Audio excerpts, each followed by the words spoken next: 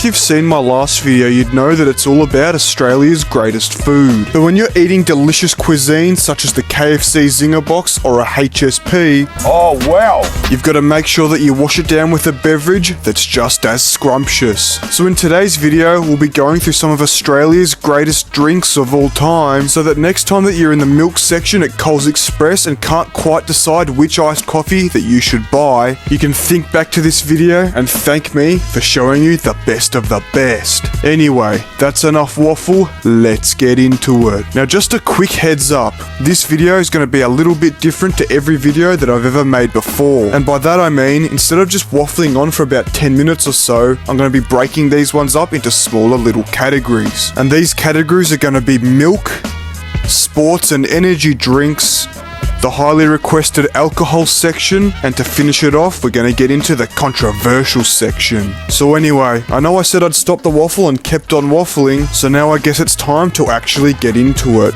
First off, we're going to start with the milk section. Alright, for this video, we're going to start off with a bang, with what is quite possibly the greatest milk beverage to ever be invented. And that, of course, is the Dare Iced Coffee. The Dare Iced Coffee is the perfect blend of milk, sugar and caffeine. And just like the AU Falcon, there's plenty of different trim levels for you to choose from. You've got these low caffeine flavors here for the women and children. Then you've got the espresso, double espresso, triple espresso, and of course the holy grail, the intense espresso. Now the intense espresso is the Series 1 forte of the lineup, the best of the best, so that's the one that we'll be focusing on. With a whopping 47 grams of sugar and 260 milligrams of caffeine per serving, the intense espresso has enough sugar to give you a heart attack, and then enough caffeine to jumpstart your heart back to 1000 BPM, all while giving you the trademark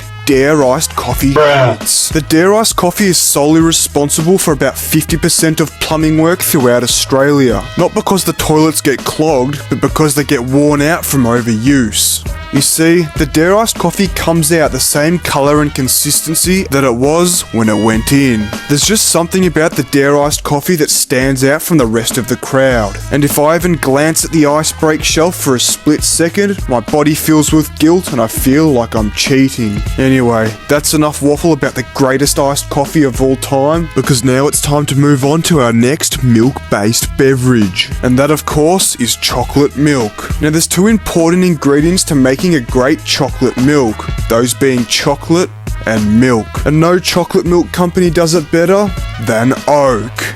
Now don't get me wrong, there are a lot of strong competitors in the chocolate milk market, including Big M and Barista Bros. And trust me, as a chocolate milk connoisseur myself, I've been around the block and tried them all. Now if you asked me which chocolate milk was the best 5 years ago, my answer would have been the Barista Bros iced chocolate. But due to the fact that they went out of business because they decided to add sewer water to their drinks, Oak has retaken the throne. Now in my opinion, which we all know is always correct, Oak just has a better all-round flavour. Now Oak and Big M are both great when it comes to chocolate milk, but I have to give Oak the title simply due to the fact that the Big M iced coffee is quite possibly the worst in its category. Alright, to finish up with the milk category, we've got to get into the milk additive section. And of course, it's no surprise that the best in class for this section is Milo. Every Milo enthusiast knows that the best way to serve Milo is by having more Milo than milk. Milo is quite possibly Australia's second most popular powder, behind this of course. Now for those of you who don't know, the best way to serve Milo is to open the tin and take out a spoonful. Now what you want to do is put that spoonful into a glass and toss it in the bin. Then you want to grab your milk and pour it straight into the Milo canister, and now you have the perfect ratio. Now don't get me wrong, Nesquik and Cadbury drinking chocolate are great as well, but there's just something about Milo that puts them to bed. And before we move on to our next category, if you enjoy strawberry milk, I hope you get well soon. Alright, now it's time to move on to the sports and energy drink section. But before we do, make sure to hit that subscribe button. That's alright, I'll wait.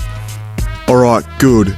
Now, as most of you would know, if you walk into any supermarket or service station, there's billions of different energy drinks for you to choose from. But there's only one way to tell which of them is the best. And that's by walking into your local 7-Eleven, going to the energy drink fridge and seeing which ones they've run out of stock. And from my personal research, more often than not, the one that's always out of stock is the Blue V. The Blue V is just the holy grail when it comes to energy drinks, and in my opinion completely all over the competitors such as Red Bull. Green V used to be good as well, until they did a Barista Bros, changed the recipe, and now it tastes like urine. But that's alright, because the Blue V was always the goat of the duo anyway. And although it has more than 100 milligrams of caffeine less than the Dare Intense Espresso of the same size, due to the fact that it's not a milk-based beverage, you won't be your pants. Alright, now that we can all agree that the Blue V is the greatest energy drink on the market, it's time to get into the greatest sports drink on the market. And that, of course, is Gatorade. Now, while Powerade and Maximus are pretty much just the same thing and taste pretty much the same, there's one thing that makes the Gatorade the best of the bunch, and that is the fact that when you combine it with a chopped off piece of your neighbor's garden hose, it makes the best water pourer. Out of the three big players, the Gatorade bottle is by far the most ergonomic. And while Maximus acknowledges the Green Thumb community with this Facebook post, their bottle is just too big and bulky. And then there's the Powerade bottle, where the mouthpiece is way too small, making it very hard to fill it up with water to water your plants. So Gatorade, with its big mouthpiece, ergonomical handle, and great flavours, just has to take the cake as Australia's greatest sports drink.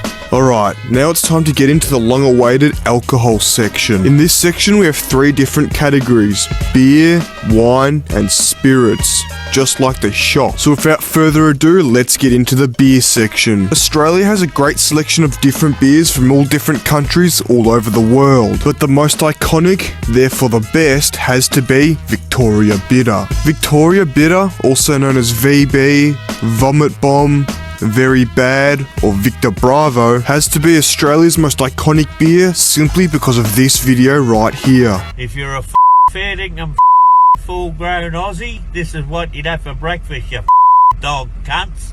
A VB long neck at 20 to 8 in the morning. Get that up, yeah.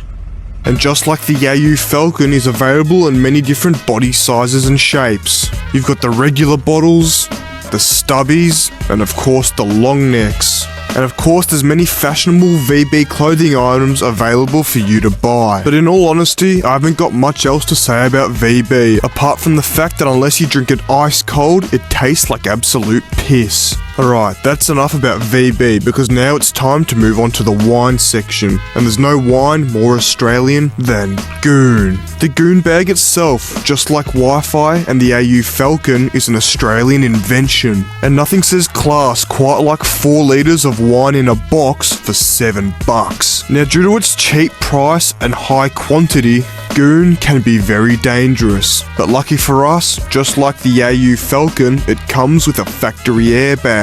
The Goon bag itself can be used for many different things, such as a birthday balloon, a pillow so that when you pass out, you can have somewhere soft to rest your head, and of course, don't forget, it can be pinned to the clothesline to play a game of Goon of Fortune.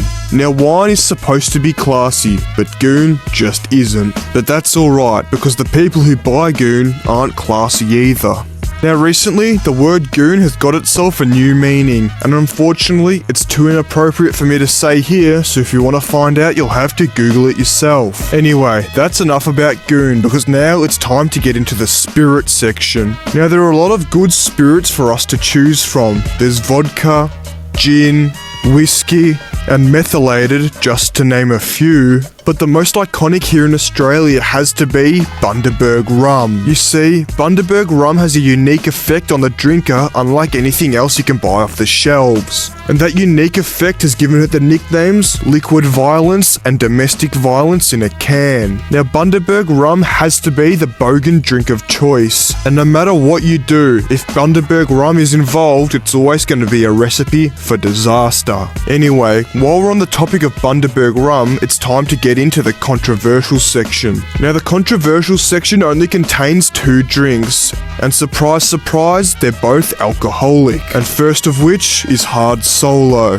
Now Hard Solo was just the perfect drink. It mixed one drink that was an absolute favourite during all of our childhoods and can also be ordered with the Zinger box, and alcohol. This tasted so good and was flying off the shelves until the government decided that even though it had this massive 18 plus logo on the front, that it still appealed to children. So naturally, the government did what they did best and ruined all the fun by taking it off the shelves. But not to worry though, because a couple months later it was back again under a different name and all was back to normal. Now our last drink in the controversial section has to be the Howler Chocolate Milk Stout. Now for those of you who don't know, stout is a type of beer. An example of stout would be Guinness. Now there's nothing that mixes with beer quite like chocolate milk. Are you sure about that? Anyway, obviously this tastes pretty nasty, and I can't imagine it was exactly flying off the shelves. But what I do know is that at some point some child got their hands on it,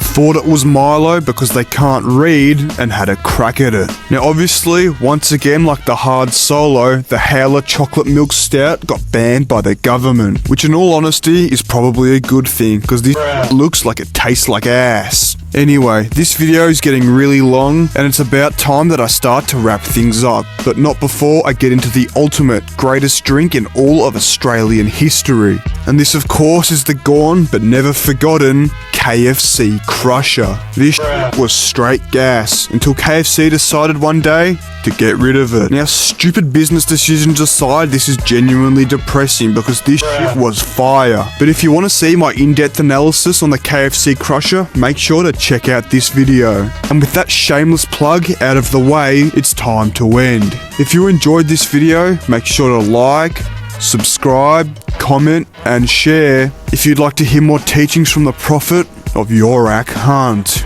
And if you enjoyed this video so much that you watched it all the way till the end, make sure to comment, Bruv, I need a friend to let, bruv. to let me know.